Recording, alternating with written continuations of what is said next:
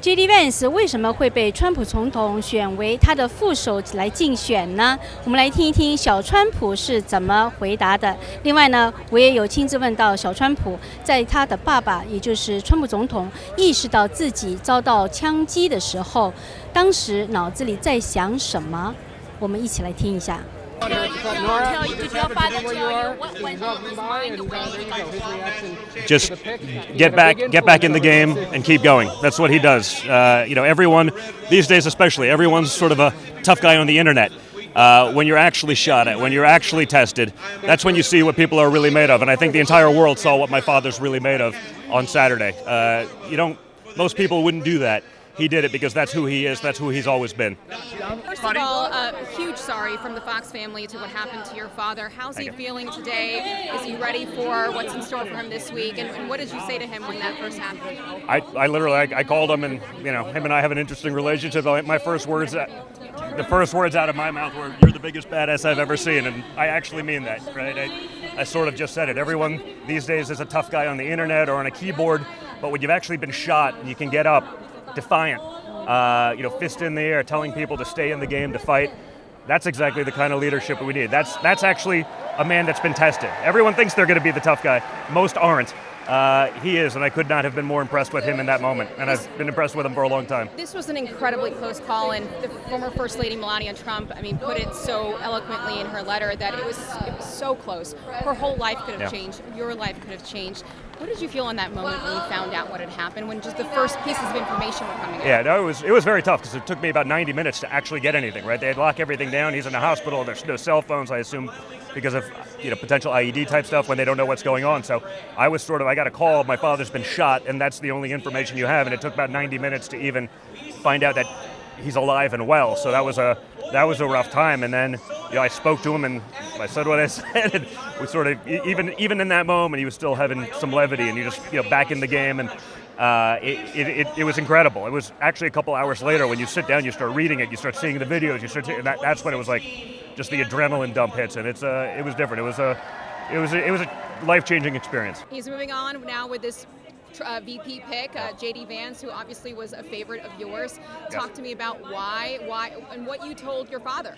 I just said, listen, he's a guy. Honestly, what it is I watched JD go into sort of, let's call it, enemy territory from a media perspective, go on the most liberal TV shows and prosecute the case for my father and against the Democrat lunacy that we've seen. He does that better than almost any of our people can do on more conservative television. And you see that, you see the intelligence, and you hear his life story. That's going to resonate. We have a very tough electoral college map. People are like, oh, it's over now. Nothing's over. It's not over. It's not over till the last ballots close on November 5th, and if the Democrats get their way, they'll drag it on till 2:30, 4 in the morning otherwise. So we have to stay in the game. He's a guy that can go to the Rust Belt, to the places like Wisconsin and Michigan and Pennsylvania and articulate that case. He's lived an incredible American dream story, and when more people figure that out, I think they'll see that I was probably really, really correct and sort of my choice. Do you feel like he can lead? There's been some criticism that he doesn't have enough political experience. He's a freshman senator from Ohio. My father had zero political experience. He led us to peace deals in the Middle East, the greatest job economy in the world, incredible prosperity for everyone with no experience. If experience is a marker for Washington, D.C. politics, it's a bad one. How many people do we see that chair committees that don't know what they're talking about only because they've been there longer? I can go through whether it's Maxine Waters or a bunch of the Democrats, they're in positions of power because they've had tenure, not because they actually know anything about what they're chairing. If experience in politics is anything, I don't think it's very important at all, frankly. You're now live on CBS. Explain to those watching why you think JD Vance is the best man to run with your father. Listen, I think he's lived the epitome of the American dream story. I think he's the guy that's capable of bringing that same success that he was able to have, coming from nothing, coming from Appalachia, and succeeding at a level that no one could possibly fathom. If you've read Hillbilly Elegy, I think it's one of the great books. I read it back when it first came out, before he was even sort of on board with Trump or believed that Trump could be the guy that can do that. He's just been an incredible fighter ever since he saw that it was real, and that kind of energy for the movement, for the country, for jobs, for world peace. I couldn't be happier. I'd be remiss if I didn't ask. It's been a heck of a 48 hours for your family. It has. How is your father? How are your siblings? How are you processing this? It was interesting. It was the first couple hours after I heard about it. It took me about 90 minutes before I could even get a hold of him, get any real news, what was actually happening. So that was sort of crazy, and managed to get my kids together. It was Saturday evening. I was with my children, and that was sort of odd. But it was actually far more somber after a couple hours. Even once I spoke to him and he was okay, and we were almost even joking about it. I just said, "Hey man, when he got up, defiant, to keep going and fighting." I told him, I said, "You are the biggest badass I've ever seen," and that's the highest compliment I can afford anyone. Perhaps a little bit crude, but it's the reality. And I think it's that kind of leadership, that kind of strength, that kind of resolve. That's what we need to make our country successful on a world stage. That's why we didn't get into wars when Trump was president. Putin didn't invade his neighbors. That kind of resolve is so important. That's gone. That's missing from America right now, and we can bring it back. It was a stunning thing to happen.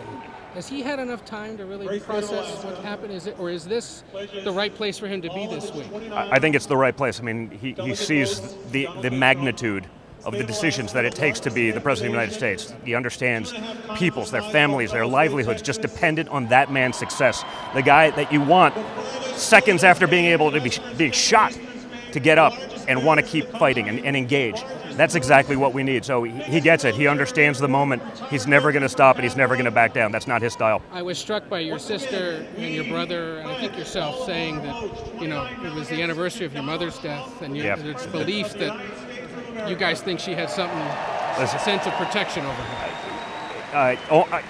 There's almost nothing other than some sort of divine intervention. When you see that, when you watch it play out, I mean, I was a nationally ranked competitive shooter. I understand what, man, there's a lot that had to happen to make that not much worse of a conversation, so to speak. Are you worried at all about Secret Service protection? You guys had a conversation with them about the next few months? It's not the time to be the conspiratorial guy, right? There's definitely questions that need to be answered. I think, we'll let other people do all of that. I fear for him anyway because of, these attacks have been going on for quite some time, and that's not just the physical attacks, but it's the verbiage that's been going on about him, and we were traitors and criminals and this, and he's the greatest threat to democracy ever. I don't know. Seemed like we were doing pretty well under Trump. And how's the rest of this week going to go? I think it's going to be great. I'm really looking forward to it, just excited to be there. I mean, the people here, so many of them are just volunteers. They do this for love of country, and I'm just really happy to be a small part of it. The idea that he's a 39-year-old, Senator Vance, how important to you is it that he is someone that young? I love that JD is young.